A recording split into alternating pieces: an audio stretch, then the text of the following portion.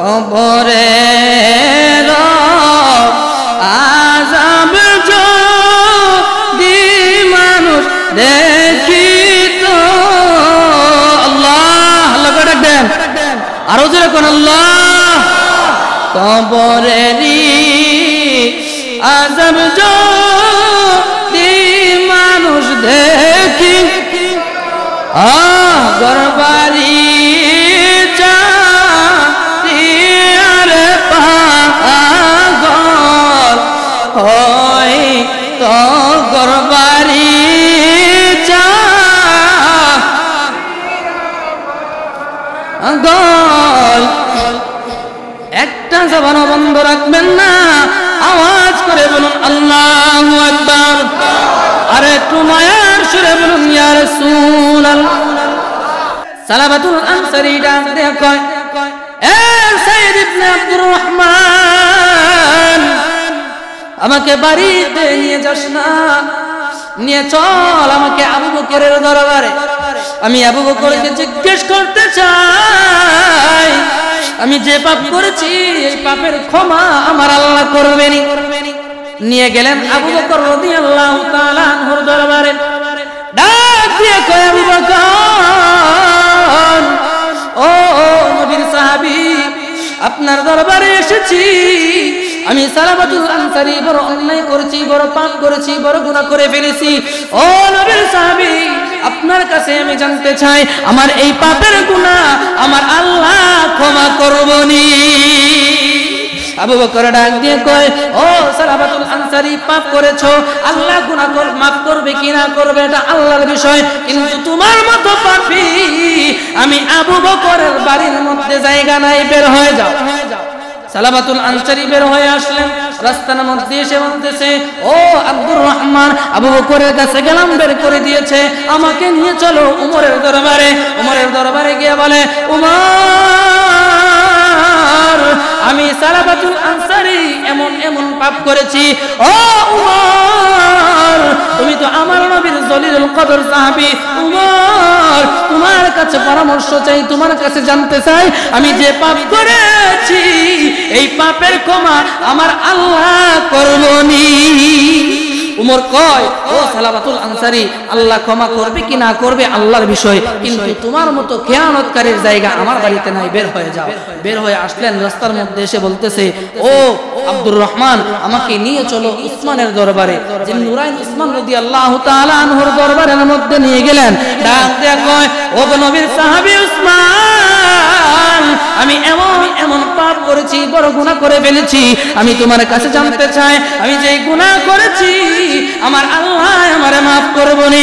উসমান রাদিয়াল্লাহু তাআলা আনহু ডাক দিয়ে কয়, এ সালাবাতুল আনসারী, তুমি যে গুনাহ করেছো, আমানতের খেয়ানত করেছো, আমার আল্লাহ maaf করবে কি করবে না আমি জানি না, কিন্তু তোমার মতো আমানতের খেয়ানতকারীর জায়গা আমি উসমানের বাড়িতে হতে পারে না, তুমি চলে যাও। বাড়ি থেকে তাড়িয়ে দিলেন। রাস্তার মধ্যে এসে বলতেছে, এ আব্দুর রহমান, আবু বকরের দরবারে গেলাম, উমরের দরবারে গেলাম, উসমানের দরবারে গেলাম, কেউ আমাকে ক্ষমা করলো না, কেউ আমাকে ক্ষমাকারী বলে আমাকে বললো না, আমি ক্ষমা পেয়েছি। ও আব্দুর রহমান, আমাকে নিয়ে যাও আলী রাদিয়াল্লাহু তাআলা আনহুর দরবারে। আলীর দরবারে গিয়ে বলে, আলী রে, ও নবীর সাহাবী, আপনি তো আমার নবী বলেছেন, আপনি তো মদিনা শহরের এলেমের দরজা, আপনি হলেন এলেমের দরজা, আমার নবী হলো এলেমের শহর। ও আলী, আমি আপনার কাছে জানতে চাই, আমি সালাবাতুল আনসারী যেই গুনাহ করেছি এই গুনাহ আমার আল্লাহ maaf করবনি? আলী রাদিয়াল্লাহু তাআলা আনহু ডাক দিয়ে কয়, ও সালাবাতুল আনসারী, তুমি যেই গুনাহ করেছো maaf করবে কি না করবে আমার আল্লাহ জানে, কিন্তু তোমার মতো আমানতের খেয়ানতকারী আমি আলী জায়গা দিতে পারি না, বের হয়ে যাও। ঘর থেকে বের হয়ে রাস্তার মধ্যে চলে আসলেন। গলা কাটা মুরগির নাম কাঁদে, ডাক দিয়ে কয়, আব্দুর রহমান, আমি যে গুনাহ করেছি আমি মনে মনে ভেবেছিলাম নবীর দরবারে এই গুনাহটা আমি প্রকাশ করব না, কেননা নবীর দরবারে যদি প্রকাশ করি আমি নবীর কাছে লজ্জিত হয়ে যাব। ওই জন্য ভেবেছিলাম রে নবীর সাহাবাদের মাধ্যমে আমার এই পাপটা সমাধান করে নেব। কিন্তু আমি ঘুরে ঘুরে দেখলাম কোন সাহাবী আমার উপর রাজি খুশি নাই, যার জন্য নবীজির দরবারে যেতে হবে। আমাকে নবীজির দরবারের মধ্যে নিয়ে চলেন। নবীজির দরবারের মধ্যে যাওয়ার পরে ডাক দেখুন, ইয়া রাসূলুল্লাহ, নবীজি ও মায়ার নবী গো, আমি সালাবাতুল আনসারী এমন এমন বড় পাপ করে ফেলেছি। ও নবীজি আপনি আমাকে বলে দেন না আমার রব্বুল আলামিন আমি সালামারে মাফ করবনি। আল্লাহুম্মা সাল্লি সাইয়্যিদিনা মায়াদ নবী আশাফিয়ানা মায়াদ ইয়াসুল আমরার দয়াল নবী গো, বসুন আমরার নয়নে আসুন আমরার দয়াল নবী গো, বসুন নে হাইরে হৃদ নয়ন ভরিয়া গো, দেখব প্রাণ কাকিতে জীব নে হাই হাই হৃদ নয়ন দেখব প্রাণ কাকিতে জীব নে। আল্লাহুম্মা সাল্লি আলা সাইয়্যিদিনা মায়াদ নবিয়ানা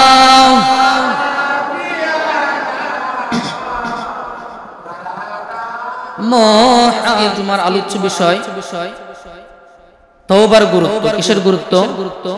কথা বলেন, কিসের গুরুত্ব? তওবার গুরুত্ব। তওবার মানে হলো আদম সন্তান গুনাহ করে কি করে না? আমরা কি বলতে পারবো যে আমাদের গুনাহ নাই? বলতে পারবো না, কারণ আদম সন্তান মানেই সে গুনাহ করবে। লম্বা ঘটনা, শয়তান ওই যখন আদম আলাইহিস সালামকে বলেছিলেন সিজদা দেওয়ার জন্য, তখন থেকে যখন শয়তান জান্নাত থেকে বের হয়ে গেলেন লানতের তক্তা নিয়ে, তখন আল্লাহর কাছ থেকে ওয়াদা করে আসছে রব্বুল আলামিন, কিয়ামত পর্যন্ত তোমার যত বান্দা দুনিয়ার মধ্যে পাঠাইবা সকলকে আমি শয়তান পথভ্রষ্ট করে দেব। নাউযুবিল্লাহ। তাহলে শয়তান আমাদের পিছনে আছে নাকি নাই?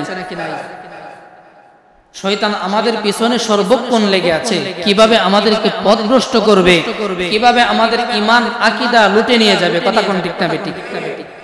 তো আমরা যখন পাপ করি, পাপের পর পর যদি তওবা করতে পারি, তওবার মতো তওবা যদি করতে পারি, মাফ করে দেবেন কে? আল্লাহ রাব্বুল আলামিন মাফ করে দেবেন। আমরা গুনাহগার, আমাদের গুনার কোন সীমা নাই, গুনার সাগর আমাদের। যদি আমরা তওবার মতো তওবা জীবনে একবার করতে পারি, যে তওবাকে বলা হয়েছে তওবাতুন নাসুহা, তওবাতুন নাসুহা, সেটা হলো পরিশুদ্ধ একটা পরিপূর্ণ তওবা। যে তওবাটা পরিশুদ্ধ হবে, পরিপূর্ণ হবে, সহিহ নিয়ত হবে, খালেস নিয়ত হবে, যেই তওবার পরে বান্দা আর কোন গুনার মধ্যে লিপ্ত হবে না। মাফ করে দেবেন কে? রব্বুল আলামিন বলেন, লা তাকনাতু মির রাহমাতিল্লাহ ইন্নাল্লাহা ইয়াগফিরু যুনুবা জামিআ ইন্নাহু হুয়াল গফুরুর রহিম। আল্লাহু আকবার। রব্বুল আলামিন ঘোষণা করেন, বান্দারা রে, ও আমার মুহাব্বতের বান্দারা, আমি আল্লাহ তোমাদেরকে দুনিয়ার মধ্যে পাঠাইলাম। এই দুনিয়ার মধ্যে গিয়ে গুনাহ ছাড়া কেউ থাকতে পারে না, কিন্তু বান্দা আমি ঘোষণা দিয়ে দিলাম, গুনাহ করবা, গুনাহ করবা, গুনাহ যদি পাহাড় সমতুল্য হয়ে যায়, আমি আল্লাহর রহমত তার চাইতেও বড়। সুবহানাল্লাহ। আল্লাহর রহমত গুনার চাইতে ছোট নাকি বড়? বড়। কেমন বড়? আমার আল্লাহ বলেন লা তাকানাতু মির রাহমাতিল্লাহ। গুনাহ করতে করতে পাহাড় সমতুল্য গুনাহ করে ফেলেছো, কিন্তু বান্দা আমার রহমত থেকে নৈরাশ হয়ো না। ঘোষণাকার। আমরা তো নৈরাশ হয়ে যাই, হায় হায় এত পাপ করছি, আল্লাহ কি মাফ করবে? নৈরাশ হয় না? আল্লাহ ঘোষণা দিয়েছেন, বান্দা পাপ করেছো, আমি আল্লাহর কাছে তওবা করো, আমি আল্লাহ তোমাকে মাফ করে দেব। কেননা আমি আল্লাহ ক্ষমাকারী, আমি ক্ষমা করতে পছন্দ করি, যারা ক্ষমা চাই তাদেরকে পছন্দ করি। সুবহানাল্লাহ। যদি খালেস তওবা করতে পারি বাবা, জীবন পাল্টে যাবে, দুনিয়াতেও আমাদের হাসিল হয়ে যাবে, আখিরাতের জীবনও আমাদের জন্য সুন্দর হয়ে যাবে। একটা ঘটনা বললে আপনারা বুঝতে পারবেন। আল্লাহর নবীর একজন সাহাবী, নাম হলো সালাবাতুল আনসারী। নামটা কি? সালাবাতুল আনসারী। ওনার বাড়ি হলো মদিনায়। কোথায়? মদিনায়। আরেকজন সাহাবী, ওনার নাম হলো সাঈদ ইবনে আব্দুর রহমান। সাঈদ ইবনে আব্দুর রহমান। ওনার বাড়ি হলো মক্কায়। ওনার বাড়ি কোথায়? মক্কায়। আমার নবী ইসলাম প্রচারের জন্য মক্কা থেকে মদিনায় হিজরত করছে, কি করছে না? রাহমাতুল লিল আলামিন নবী ইসলাম প্রচারের জন্য শত আঘাত সহ্য করে মাতৃভূমি ত্যাগ করে দিয়েছে, নিজের দেশ ত্যাগ করে দিয়ে ইসলাম প্রচারের জন্য মদিনার মধ্যে চলে গেলেন। সঙ্গে সঙ্গে সাহাবারা মক্কা থেকে মদিনায় গেছে কি গেছে না? তাদেরকে বলা হয় হিজরতকারী সাহাবী। আর মক্কায় মদিনায় যারা ছিলেন তাদেরকে বলা হয় আনসার। তো মক্কা থেকে মদিনায় যারা গেছে তারা কিন্তু তাদের জায়গা জমি ধন সম্পদ যা কিছু আছে সকল কিছু মদিনার মধ্যে ফেলে দিয়ে, মক্কার মধ্যে ফেলে দিয়ে মদিনায় রাসূল আকরাম সাল্লাল্লাহু আলাইহি সাল্লামের মহব্বতে দিন প্রচারের স্বার্থে সকল কিছু ত্যাগ করে মদিনায় চলে গেছে। কথা কোন ঠিক না? নাকি জায়গা জমি ধন সম্পদ সাথে নিয়ে গেছে? আমরা হারমোনি, আমাদের এই ত্যাগ হবে নি, আমাদের এই ত্যাগ স্বীকার কখনো সম্ভব না। কারণ আমাদের ঈমান আকীদা আর তাদের ঈমান আকীদা আকাশ আর জমিন ডিফারেন্স। আমার নবী রাহমাতুল লিল আলামিন দিন প্রচারের জন্য মক্কা থেকে মদিনার মধ্যে হিজরত করে, সঙ্গে সাহাবারাও হিজরত করে। সাহাবাদের কোনো বাড়ি নাই, ঘর নাই, থাকার কোনো জায়গা নাই। আমার নবী মদিনার মধ্যে যে সব সাহাবারা ছিল আনসার সাহাবা, ওই সকল সাহাবাদেরকে একত্রিত করে বলতেছেন, সাহাবারা রে, মক্কা থেকে তোমাদের যে ভাইগুলা মদিনার মধ্যে এসেছে তাদের থাকার কোনো ঘর নাই, খাবার জন্য কোনো খাবার নাই। ও সাহাবারা, আমি রাসূল তোমাদেরকে একটা ভ্রাতৃত্ব বুদ্ধে আবদ্ধ করতে চাই। এটা কি? ও আমার সাহাবারা, মক্কা থেকে যারা এসেছেন তাদের মধ্যে তো একজন, আর মদিনার সাহাবীদের থেকে একজন, দুইজনকে আমি রাহমাতুল লিল আলামিন তাদেরকে ভাই বানাই দিতে চাই। সুবহানাল্লাহ। কি বানাই দিতে চাই? ভাই বানাই দিতে চাই। শুধু কি ভাই ডাকে যে তুমি আমার ভাই ডাকবে, আমি তোমার ভাই ডাকবো, এরকম না। আমার নবী রাহমাতুল লিল আলামিন বলেন, ও সাহাবারা, তোমাদের যে সম্পদ আছে এই সম্পদের ভাগ তাদেরকে দিবা। তোমাদের যে ঘর আছে, দুইটা ঘর জায়গার একটা ঘর দিয়ে দিবা। সুবহানাল্লাহ। আমি আপনি দিতে পারবো? এইরকম ঈমান আকীদা, এইরকম আমল, এইরকম রাসূলের প্রেম আমাদের মধ্যে নাই। আছে কি? নাই। সত্য ঘটনা, সত্য কথা। আমার নবী রাহমাতুল লিল আলামিন একজন মক্কাবাসী একজন মদিনাবাসীকে এইভাবে ভ্রাতৃত্ব সৃষ্টি করে দিলেন। হঠাৎ করে নবী রাহমাতুল লিল আলামিন সাঈদ ইবনে আব্দুর রহমানকে ডাক দিয়ে কয়, আরে আব্দুর রহমান, আমি নবী যুদ্ধের মধ্যে যাব, ওই যুদ্ধের মধ্যে তোমাকেও যেতে হবে। সুবহানাল্লাহ। এই যুদ্ধের মধ্যে সাঈদ ইবনে আব্দুর রহমানকে আহ্বান জানাইছে। সাঈদ ইবনে আব্দুর রহমান বাড়িতে আসলো। আয়েশা ওই সালাবাতুল আনসারী যে সাহাবীর বাড়িতে সে থাকতো তাকে বলতেছে, ভাই রাসূল আকরাম সাল্লাল্লাহু আলাইহি সাল্লাম তো আমাকে যুদ্ধের জন্য আহ্বান করেছে, আমি যুদ্ধের মধ্যে যাইতেছি, আমার স্ত্রী সন্তানগুলা তোমার হাতে আমানত রেখে গেলাম, তুমি তাদের দেখশন করো। কি করবা? দেখশন করবা, তাদের খোঁজ খবর নিবা। এই কথা বলে সাঈদ ইবনে আব্দুর রহমান যুদ্ধের পোশাক পরিধান করে যুদ্ধের মধ্যে চলে গেলেন। এবার বাড়ির মধ্যে সাঈদ ইবনে আব্দুর রহমানের সুন্দরী স্ত্রী, স্বামী যুদ্ধের মধ্যে চলে গেছে। এই তো সুযোগ, শয়তান সালাবাতুল আনসারীর মগজ ধরাই করতেছে, প্ররোচনা দিতেছে। আরে সালাবাতুল আনসারী, তাকাইয়া দেখো না, সাঈদ ইবনে আব্দুর রহমানের স্ত্রীর মতো এত সুন্দর মহিলা মদিনার মধ্যে নাই। এই হলো সুযোগ, তোমার কামনা বাসনা পূরণ করে নাও। নাউজুবিল্লাহ। কোন সালাবাতুল আনসারী তার ঘরের মধ্যে ঢুকে গেল, পর্দাটা বের করে আব্দুর রহমানের স্ত্রীর হাতের মধ্যে ধরল। সঙ্গে সঙ্গে আব্দুর রহমানের স্ত্রী ডাক দিয়ে কয়, ওরে সালাবা, তোমার ভাই আমাকে তোমার কাছে আমানত রেখে গেছে, ভুলে যাও না। এ সালাবা, মুসলমান নারী পুরুষের মধ্যে পর্দা ফরজ, তুমি ভুলে যাও না। সালাবা রে, আমি তোমার মুখের দিকে তাকাইয়া আজ করতে পেরেছি, অনুভূতি করতে পারতেছি রে, তুমি যে উদ্দেশ্যে আমার ঘরের মধ্যে ঢুকেছ, সেই উদ্দেশ্য যদি তুমি হাসিল করো রে, কাল কঠিন হাসরের ময়দানে আল্লাহর কাঠগড়ের মধ্যে যখন দাঁড়াইবা, আমার আল্লাহ তোমাকে জাহান্নামের কঠিন আগুনের মধ্যে নিক্ষেপ করবে। ও সালাবা, তোমার কি কবরের আযাবের কথা মনে হয় না? জাহান্নামের কঠিন আযাবের কথা মনে হয় না? সালাবা রে, ওই কঠিন আযাবের কথা কি তোমার মনে হয় না? যখন এই কথা বলল, সালাবাতুল আনসারী সঙ্গে সঙ্গে দুইটা হাত ছেড়ে দিয়ে পাগলের নেই দৌড়াইতে লাগলো আর বলতে লাগলো, আমি গুনাহগার, তুমি আল্লাহ গফফার, আমি গুনাহগার, তুমি গফফার। গফুরুর রাহিম নাম তোমার আল্লাহ, না আল্লাহ, ও আল্লাহ, গফুরুল্লাহ নাম আল্লাহ। কবরে আযাব যদি মানুষ দেখিত, আরো জোরে কোন আল্লাহ।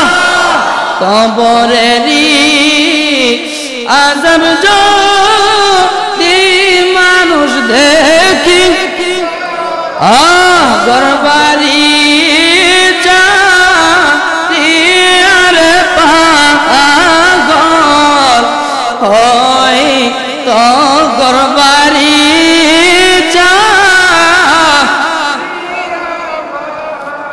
গল। একটা জবান বন্ধ রাখবেন না, আওয়াজ করে বলুন আল্লাহু আকবার। আর একটু মায়ার সুরে বলুন ইয়া রাসূলুল্লাহ। জগতের বন্ধুরা রে, ও আমার বাটি কৃষ্ণনগরের বাবারা, সালাবাতুল আনসারী পাগলের নেই দূরে আর বলে, রব্বুল আলামিন, আমি গুনাহগার, তুমি গাফফার, আমি গুনাহগার, তুমি গাফফার। দৌড়াইতে দৌড়াইতে মদিনার একটা পাহাড়ের গুহার মধ্যে সেজদার মধ্যে গিয়ে পড়ে আল্লাহ রব্বুল আলামিনের কুদরতি পায়ের মধ্যে সেজদায় পড়ে কাঁদে, মাবুদ ও দয়াল আল্লাহ, আমি সালাবাতুল আনসারী গুনাহ করেছি, ভুল করেছি, আমি আফসাই তোমার দরবারে আমি পানা চাই, আমাকে তুমি ক্ষমা করে দাও। আজকে যদি আমাকে ক্ষমা না করো, ওই কঠিন আযাব আমি সইতে পারবো না, কবরের কঠিন ভয়াবহ আযাব আমি সইতে পারবো না, ওই জাহান্নামের কঠিন আগুন আমি সইতে পারবো না। হাসরের ময়দানে আমি সালামাতুল আনসারীকে যখন পাপী বলে ডাক দিবা, আমি সালামাতুল আনসারী সইতে পারবো না। রব্বুল আলামিন যতদিন পর্যন্ত আমি সালামাতুল আনসারীকে ক্ষমা না করবা, ততদিন পর্যন্ত আমার এই পাপের মুখ মদিনাবাসীরে দেখাইতাম না। এই কাঁদতেছে আল্লাহর দরবারে সিজদায় পড়ে পড়ে কাঁদতেছে, রব্বুল আলামিন আমাকে ক্ষমা করে দেন, ক্ষমা করে দেন। কান্না আর কান্না, কান্না আর কান্না। হঠাৎ করে বাবা সাঈদ ইবনে আব্দুর রহমান যুদ্ধের ময়দান থেকে ফিরে আসলেন। বাড়ির মধ্যে ঢুকে সকলের খোঁজ খবর নিলেন, সকলের সঙ্গে মোলাকাত হলো, দেখা হলো, সাক্ষাৎ হলো, কিন্তু ভাই সালামাতুল আনসারীর সঙ্গে সাক্ষাৎ নেই। আমি যখন যুদ্ধের ময়দানে যাই, তোমাদের সকলকে সালামাতুল আনসারী আমার ভাইয়ের হাতে আমি আমানত রেখে গিয়েছিলাম। এ বিবি, আজকে আমি যুদ্ধের ময়দান থেকে আসলাম, সকলের সঙ্গে সাক্ষাৎ হলো, দেখা হলো, কিন্তু আমার ভাইয়ের সঙ্গে সাক্ষাৎ হলো না। বিবি রে, কি ঘটেছে? আমার ভাই কোথায়? সালামাতুল আনসারী কোথায়? বিবি ডাক দিয়ে বলে, স্বামী আপনার ভাই এমন এমন করেছে, ঘটনা খুলে বলেছে। ডাক দিয়ে কই, বিবি রে আমার ভাই সালামাতুল আনসারী কোথায় আছে জানো? বিবি ডাক দিয়া কয়, স্বামী মদিনাবাসীদের মুখে মুখে শুনতেছি আপনার ভাই মদিনার পাহাড়ের গুহার মধ্যে সিজদায় পড়ে আল্লাহ রাব্বুল আলামিনের দরবারে কাঁদে আর ক্ষমা চায়। বাইঠা দূরে একটা গুড়া নিয়ে চলে গেলেন ওই পাহাড়ের মধ্যে। ডাক দিয়ে কয়, সালাবা রে, ও সালাবা, আমার স্ত্রী তোমাকে ক্ষমা করে দিয়েছে, আমি সাঈদ ইবনে আব্দুর রহমান তোমাকে ক্ষমা করে দিয়েছি। আয় ওই গুহার মধ্যে আর বসে থাকিস না, আয় মদিনার মধ্যে ফিরে যা। মদিনার মধ্যে ফিরে গিয়ে আল্লাহ রাব্বুল আলামিনের কাছে ক্ষমা চাইবে, আমার আল্লাহ তোকে ক্ষমা করে দিবে।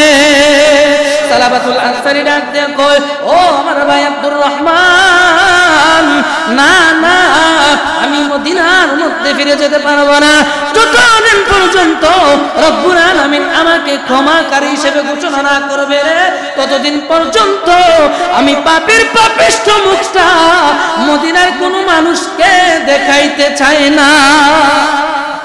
যদি তোমার আমাকে নিয়েই যেতে হয়, আমার দুইটা হাত রশি দিয়ে বেঁধে ফেলো, আমাকে গোলামের নেই অপমান করে করে আমাকে টেনে হেঁচড়ে মদিনার মধ্যে নিয়ে যাও। কি তাদের অপরাধ? অপরাধ করেছে, আমরা তো অপরাধ করলে মনে করি দূর ওইটা কি, আমি জানি আর কেউ জানে না। হ্যাঁ জানে, এর অপরাধও আমি জানি, কয়া দিমু, মামলা ডিসমিস। কথা কোন ঠিক না বেঠিক? হ্যাঁ, আর যার অপরাধটা একমাত্র আল্লাহ ছাড়া আর কেউ জানে না, সে কেমন অনুভূতি অনুতপ্ত হয়েছে, আল্লাহ যদি ঘোষণা না করে আমি সালামাতুল আনসারী ক্ষমা পেয়েছি, ততক্ষণ পর্যন্ত আমি পাপীর পাপিষ্ঠ মুখ কাউকে দেখাইতে চাই না। সুবহানাল্লাহ। বাধ্য হয়ে দুইটা হাত রশি দিয়ে বেঁধে নিলেন, গোলামের নেই টেনে টেনে মদিনার দিকে নিতে লাগলেন।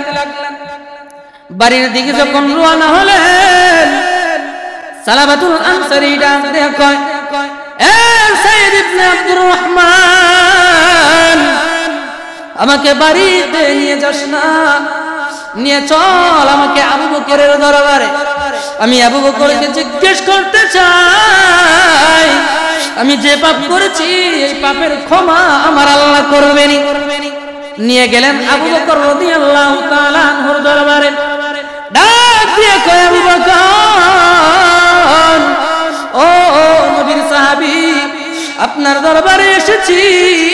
আমি সালামাতুল আনসারী বড় অন্যায় করেছি, বড় পাপ করেছি, বড় গুনাহ করে ফেলেছি। ও নবীর সাহাবী, আপনার কাছে আমি জানতে চাই, আমার এই পাপের গুনাহ আমার আল্লাহ ক্ষমা করবনি? আবু বকর ডাক দিয়ে কয়, ও সালামাতুল আনসারী, পাপ করেছো, আল্লাহ গুনাহ মাফ করবে কি না করবে এটা আল্লাহর বিষয়, কিন্তু তোমার মতো পাপী আমি আবু বকরের বাড়ির মধ্যে জায়গা নাই, বের হয়ে যাও। সালামাতুল আনসারী বের হয়ে আসলেন, রাস্তার মধ্যে এসে বলতেছে, ও আব্দুর রহমান, আবু বকরের কাছে গেলাম, বের করে দিয়েছে, আমাকে নিয়ে চলো উমরের দরবারে। উমরের দরবারে গিয়ে বলে, উমর, আমি সালাবাতুল আনসারী এমন এমন পাপ করেছি।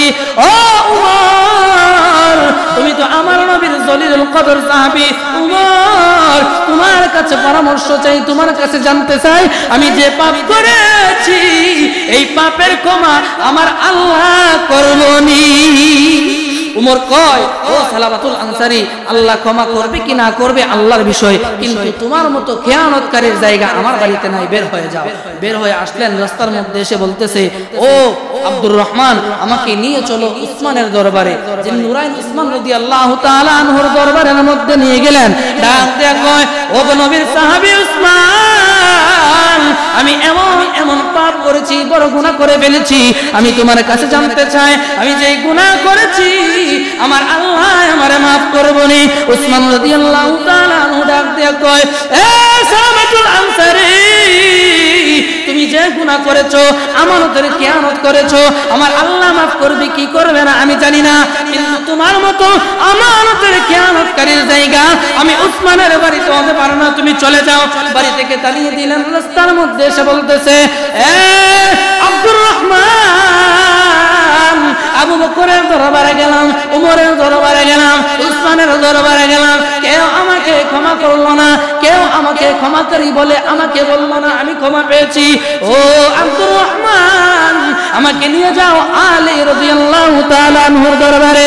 আলীর দরবারে গিয়ে বলে, আলী রে, ও নবীর সাহাবী, আপনি তো আমার নবী বলেছেন, আপনি তো মদিনা শহরের এলেমের দরজা, আপনি হলেন এলেমের দরজা, আমার নবী হলো এলেমের শহর। ও আলী, আমি আপনার কাছে জানতে চাই, আমি সালাবাতুল আনসারী যেই গুনাহ করেছি এই গুনাহ আমার আল্লাহ maaf করবনি। আলী রাদিয়াল্লাহু তাআলা আনহু ডাক দিয়ে কয়, ও সালাবাতুল আনসারী, তুমি যেই গুনাহ করেছো maaf করবে কি না করবে আমার আল্লাহ জানে, কিন্তু তোমার মতো আমানতের খেয়ানতকারী আমি আলী জায়গা দিতে পারি না, বের হয়ে যাও। ঘর থেকে বের হয়ে রাস্তার মধ্যে চলে আসলেন। গলা কাটা মরে গেলেন, কাঁদে, ডাক দিয়ে কয়, আব্দুর রহমান, আমি যে গুনাহ করেছি আমি মনে মনে ভেবেছিলাম নবীর দরবারে এই গুনাহটা আমি প্রকাশ করব না, কেননা নবীর দরবারে যদি প্রকাশ করি আমি নবীর কাছে লজ্জিত হয়ে যাব, ওই জন্য ভেবেছিলাম রে নবীর সাহাবাদের মাধ্যমে আমার এই পাপটা সমাধান করে নেব। কিন্তু আমি ঘুরে ঘুরে দেখলাম কোন সাহাবী আমার উপর রাজি খুশি নাই, যার জন্য নবীজির দরবারে যেতে হবে। আমাকে নবীজির দরবারের মধ্যে নিয়ে চলেন। নবীজির দরবারের মধ্যে যাওয়ার পরে ডাক দেখুন, ইয়া রাসূলুল্লাহ, নবীজি, ও মায়ার নবী গো, আমি সালাবাতুল আনসারী এমন এমন বড় পাপ করে ফেলেছি। ও নবীজি, আপনি আমাকে বলে দেন না আমার রব্বুল আলামিন আমি সালাবারে maaf করবনি। আমার নবী ডাক দিয়ে কই, সালাবারে, তুমি যেই পাপ করেছো, আমানতের খেয়ানত করেছো, আমার আল্লাহ তোমাকে maaf করতে পারে না, ও করতে পারে। গ্যারান্টি আসেনি? নবী কি গ্যারান্টি দিছে? দেই না। এবার তার হুশ ফিরবে নাকি আরো বেহুশ হবে? স্যার খলিফার দরবারে গেলেন, কেউ বলেন নাই যে তুমি ক্ষমা পাইবা, আল্লাহ তোমাকে ক্ষমা করবে। শেষ মুহূর্তে নবীর দরবারে গেলেন, নবীও সিউটি দেয় নাই যে তুমি ক্ষমা পাইবা, বলছে ক্ষমা করবে কি না করবে এটা আল্লাহর বিষয়, আল্লাহ চাইলে ক্ষমা করতেও পারে, না চাইলে নাও করতে পারে, তুমি আল্লাহর কাছে তওবা করো। সালাবাতুল আনসারী নবীর দরবার থেকে বের হয়ে রাস্তার মধ্যে আসে, ডাক দিয়ে কই, সাইদ ইবনে আব্দুর রহমান রে, এই জমিনের সর্বস্তরে আমি উমরের দরবারে গেলাম, আবু বকরের দরবারে গেলাম, উসমানের দরবারে গেলাম, আলীর দরবারে গেলাম, আমার নবীর দরবারে গেলাম, কেউ আমাকে ক্ষমাকারী হিসেবে ঘোষণা করে নাই। আমার রশিদুকু ছেড়ে নাও রে, আমি মদিনার মধ্যে থাকতে চাই না। আমি আল্লাহর কুদরতি পায়ে সিজদা করে আল্লাহর কাছে ক্ষমা চাইতে চাই। দুইটা হাত ছেড়ে দিলেন। মেয়ে ছিলেন খামসানা রাদিয়াল্লাহু তাআলা আনহা। মেয়ে ডাক দিয়ে কয়, বাবা, এতদিন পর্যন্ত আপনাকে বাবা বলে পরিচয় দিয়েছি, কিন্তু আজকে দেখতে পেলাম গো আপনার এই পাপের জন্য নবী রাহমাতুল লিল আলামিন আপনার উপর নারাজ। এ বাবা, চার খলিফার সবাই আপনার উপর নারাজ, সাহাবায়ে কেরাম সকলেই আপনার উপর নারাজ। বাবা, আমি বলে দেই, যতদিন পর্যন্ত আপনি আল্লাহর দরবার থেকে ক্ষমা না পেয়ে আসবেন, ততদিন পর্যন্ত আমি খামসানায় আপনাকে বাবা বলে ডাকবো না। হায় হায় হায় হায়, এমন কি পাপ করলাম রে? মদিনার সকল সাহাবারা আমার উপর নারাজ, নবী রাহমাতুল লিল আলামিন আমার উপর নারাজ। নিজের ঔরসজাত সন্তান সেও আমাকে বাবা বলে পরিচয় দিতে চায় না, ঘৃণা করে। সালাবাতুল আনসারী চলে গেলেন জঙ্গলার মধ্যে, পাহাড়ের মধ্যে, পাহাড়ের গুহায় গিয়ে আল্লাহর সিজদায় পড়ে কাঁদে, রব্বুল আলামিন, আমি তো গুনাহগার, তুমি তো গাফফার, আমি তো গুনাহগার, তুমি তো গাফফার। আল্লাহ, তুমি না বলেছো লা তাকনাতু মির রাহমাতিল্লাহ, ইন্নাল্লাহা ইয়াগফিরুয যুনুবা জামিআ, ইন্নাহু হুয়াল গফুরুর রহিম। বান্দারে, যতই গুনাহ করো না কেন, আমি আল্লাহর রহমত থেকে নৈরাশ হয়ো না। রব্বুল আলামিন, আমি তো গুনাহ করেছি, আমার তো কারো দরজায় যাওয়ার মতো আর কোনো দরজা নাই। আল্লাহ, তোমার দরজা ব্যতীত কোনো দরজা নাই। আল্লাহ, তুমি ক্ষমাকারী, তুমি ছাড়া আর কেউ ক্ষমা করতে পারে না। রব্বুল আলামিন, দেন না, আমাকে ক্ষমা করে দেন না। সুবহানাল্লাহ। এমনি করে আয়াত নাযিল হয়েছে। জিবরাইল আমিন নবীজির কাছে গিয়ে ঘোষণা করেন, নবী গো, রব্বুল আলামিন সালাবাতুল আনসারীকে ক্ষমা করে দিয়েছেন। আয়াত নাযিল হয়ে গেছে, ওয়াল্লাযীনা ইযা ফাআলু ফাহিশাতান আও যালামু আনফুসাহুম যাকারুল্লাহ ফাস্তাগফিরু লিযুনুবিহিম ওয়া মান ইয়াগফিরুয যুনুবা ইল্লাল্লাহ ওয়া লাম ইউসিররু আলা মা ফাআলু ওয়া হুম ইয়ালামুন।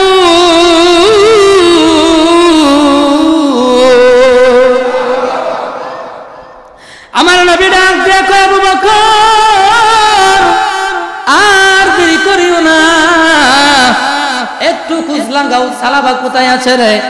ওই সালাবাকে আমার আল্লাহ ক্ষমাকারী হিসেবে ঘোষণা করেছেন।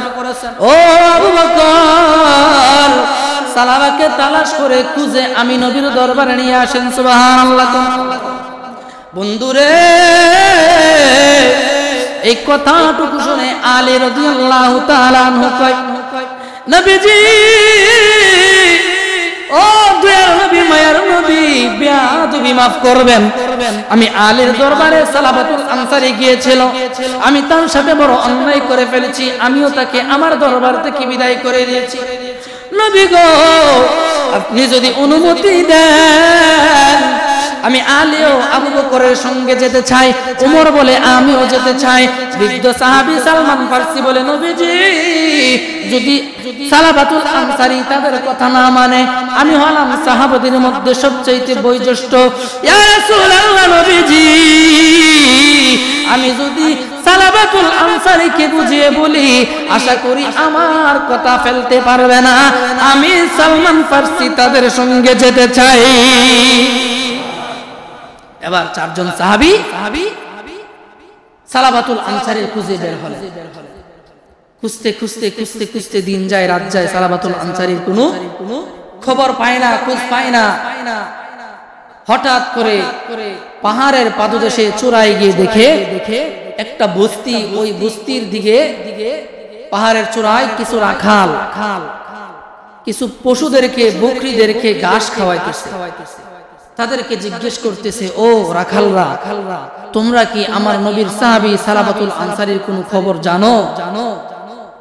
তারা বলতেছে, না, সালাবাতুল আনসারী নামে কাউকে তো আমরা চিনি না।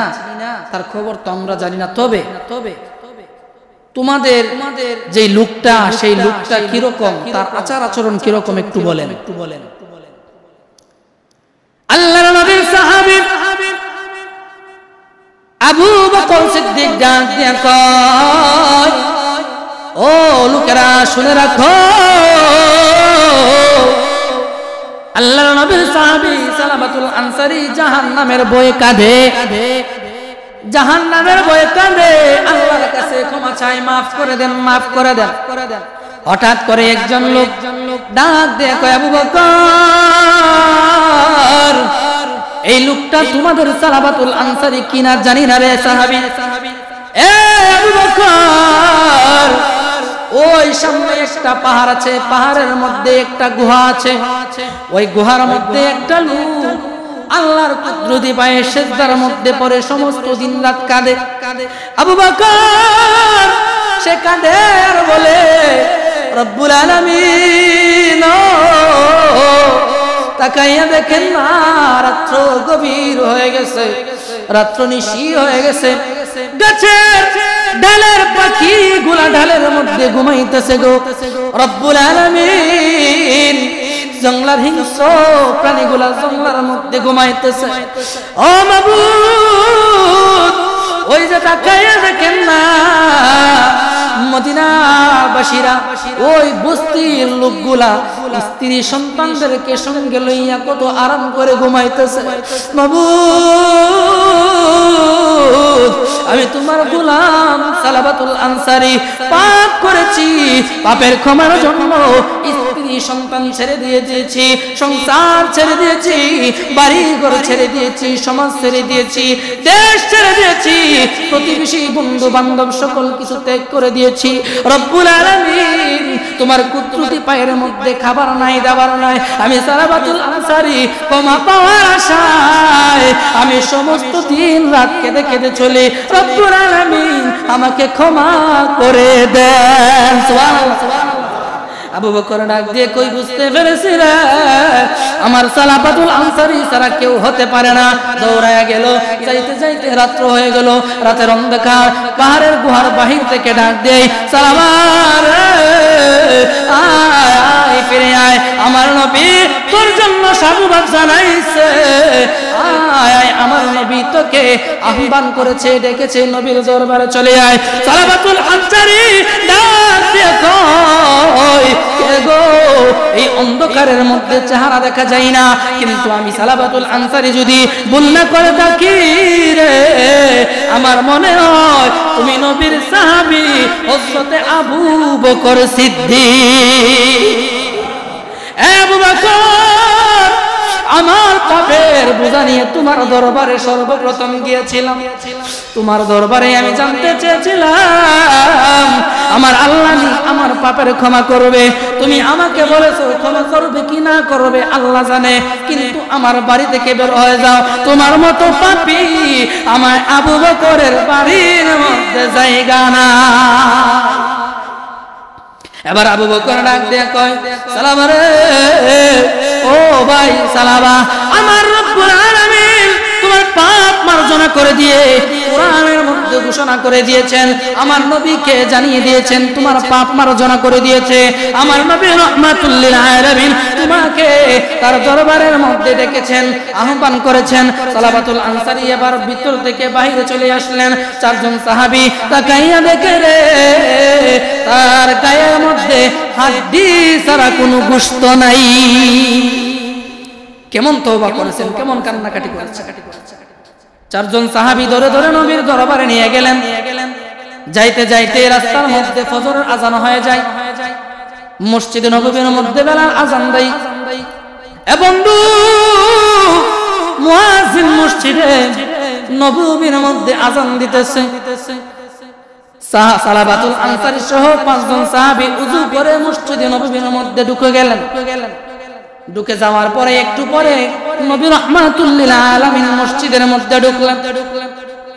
ফজরের নামাজের মধ্যে আমার নবী ইমামতির দায়িত্ব নিয়ে দাঁড়াইলেন, পিছনে শত শত সাহাবারা নামাজের মধ্যে দাঁড়াইলেন। আমার নবী রাহমাতুল লিল আলামিন নামাজের মধ্যে সূরা তাকাসুর পাঠ করতেছে, আল্লাকুমুত তাকাসুর আয়াতটা পাঠ করতে দেরি রে মসজিদে নববীর মধ্যে বিকট একটা আওয়াজ হইতে দেরি হয় না। আমার নবী আবার পাঠ করেন, হাত্তা যুরতুমুল মাকাবির। আল্লাহু আকবার। আয়াতটা পাঠ করতে দেরি রে মসজিদে নববীর মধ্যে কান্নার একটা বিকট আওয়াজ হইতে দেরি হয় না। নামাজ শেষ হলো, আমার নবী সাহাবাদেরকে বলে, কে রে এত জোরে কান্নার আওয়াজ করেছো, বিকট আওয়াজ করেছো কে? সাহাবারা বলে, ইয়া রাসূলুল্লাহ, ইয়া হাবিবাল্লাহ, নবী গো, আপনার সাহাবী সালামাতুল আনসারী জমিনের মধ্যে গড়াগড়ি করতেছে। আমার নবী ডাক দিয়ে কয়, ও সালমান ফারসি, একটু পানি ডালো মাথার মধ্যে, চোখের মধ্যে পানি ছিটা দাও, হইতে পারে আমার সাহাবার জ্ঞান ফিরতে পারে। আমার নবীর সাহাবী সালমান ফারসি পানি দিলেন, জ্ঞান ফিরে না, হুঁশ ফিরে না। পাঁচগুলো পরীক্ষা করে বলে, ইয়া রাসূলুল্লাহ, নবীজি, আপনার সালাবাতুল আনসারীকে পানি দেওয়ার আর দরকার না, জনমের মতো দুনিয়া ছেড়ে বিদায় হয়ে গেছে। আমার নবী লম্বা ঘটনা ছোট করে বলতেছি, সাহাবাদেরকে বলতেছে, ও আমার সাহাবারা, সালাবাতুল আনসারী কত সুন্দর কপাল, কত সুন্দর তার ভাগ্য, গুনাহ করেছে, আমার আল্লাহ ঘোষণা করেছে ক্ষমা করে দিয়েছে। আমার দরবারে আসতে না আসতে রে ফজরের নামাজে নামাজরত অবস্থায় আমার আল্লাহ তাকে কবুল করে নিয়েছে। ও সাহাবীরা রে, সালাবাতুল আনসারীকে তো কবর দিতে হবে, জানাজা দিতে হবে, কাফন পরাতে হবে, তোমরা তার ব্যবস্থা করো। সালাবাতুল আনসারীকে গোসল করাইয়া কাফনের কাপড়টা পরিধান করাইয়া তাকে যখন খাটরার মধ্যে শুয়াইয়া বাবা মরুভূমির মধ্যে নিয়ে যায় জানাজা দেওয়ার জন্য, শত শত সাহাবীরা সেখানে উপস্থিত। আমার নবী রাহমাতুল লিল আলামিন তার খুজরা মুবারক থেকে বের হয়ে লাশের দিকে এগোতে লাগলেন। আমার নবী রাহমাতুল লিল আলামিন পাগুলো জমিনের মধ্যে ফালাই না, পায়ের বিটটা আঙ্গুলের মধ্যে ভর দিয়ে উকি মেরে মেরে সামনের দিকে যাইতেছে। সুবহানাল্লাহ। এই দৃশ্যটা দেখতে পেলেন আমার নবীর সাহাবী হযরত উমর রাদিয়াল্লাহু তাআলা আনহু। উমর দৌড়ে কাছে আসলেন, ডাক দিয়ে কয়, নবীজি,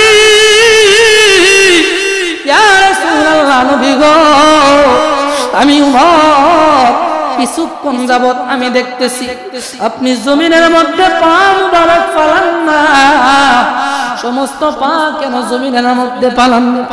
ইয়া রাসূলুল্লাহ, নবীজি, যেই জমিন বানাইতো না, আপনি নবীরে না বানাইলে পৃথিবী বানাইতো না, আসমান জমিন আর সহজ লৌহ কলম কিন্তু কিছুই বানাইতো না। নবী গো, এই জমিন বানাইছে আপনার জন্য, জান্নাত বানাইছে আল্লাহ আপনার জন্য, দুনিয়ার সকল কিছু আল্লাহ বানাইছে আপনার জন্য। রব্বুল আলামিন আপনার প্রেমে মজিয়া সকল কিছু তৈরি করলো, কিন্তু আপনি নবী কেন জমিনের মধ্যে পা মুবারক ফালান না? আমার নবী ডাক দে কই, উমর রে, ও উমর, আমার সাহাবী সালাবাতুল আনসারী দুনিয়া থেকে বিদায় হয়ে গেছে, কিন্তু উমর দুনিয়া থেকে বিদায় হওয়ার আগে রে সালাবাতুল আনসারী আল্লাহর দরবারে তওবা করেছে। কি করেছে? আরো জোরে কোন? তওবা করেছে। আমার নবী ডাক দিয়ে কয়, ও উমর, আমার আল্লাহ রাব্বুল আলামিন সালাবাতুল আনসারীর তওবাটা এত সুন্দর করে কবুল করে নিয়েছেন। আমার আল্লাহ সালাবাতুল আনসারীর উপর এত সুন্দরভাবে রাজি খুশি হইয়া গেছেন। রাজি খুশি হইয়া যাওয়ার কারণে আল্লাহর অসংখ্য অগণিত হাজার হাজার নূরের ফেরেশতারা, রহমতের ফেরেশতারা তার জানাজার মধ্যে অংশগ্রহণ করার জন্য এই জমিনের মধ্যে চলে এসেছে।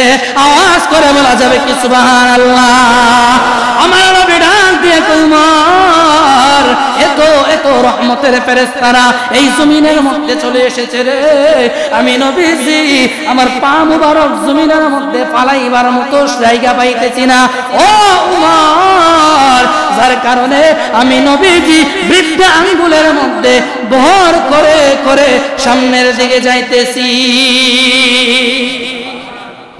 তাহলে তওবার দরকার আছে নাকি নাই? তওবাটা হতে হবে তওবাতুন নাসুহা।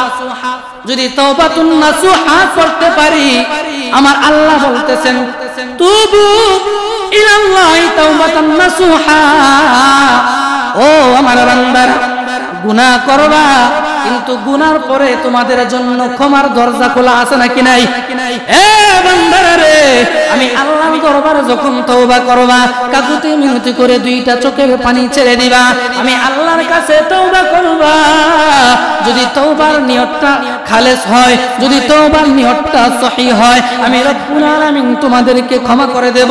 শুধু ক্ষমাই করব না, আমার রব্বুল আলামিন বলেন আসা রব্বুকুম আইয়ুকাফিরু আনকুম সাইয়্যাতিকুম ওয়া ইউদখিলাকুম জান্নাতিন তাজরি মিন তাহতিহাল আনহার। রব্বুল আলামিন বলেন শুধু তোমাদেরকে ক্ষমাই করব না, আমি রব্বুল আলামিন তোমাদেরকে এমন একটা জায়গার মধ্যে তোমাদেরকে থাকতে দেব, যেই জায়গাটার মধ্যে থাকবে আমি আল্লাহর অসংখ্য অগণিত জান্নাতের নাজ নিয়ামত, যেই জায়গাটার মধ্যে তোমরা চিরকাল থাকবা, যেই জায়গাটার মধ্যে শুধু আরাম আর আরাম, যেই জায়গাটার মধ্যে রে শুধু সুখ আর সুখ, এই সুখ জীবনে কোনোদিন শেষ হবে না। ওই জায়গাটার নাম হলো জান্নাত। আওয়াজ করে কন্যা সুবহানাল্লাহ। ওই জান্নাত বাবা আমরা চাই কি চাই না?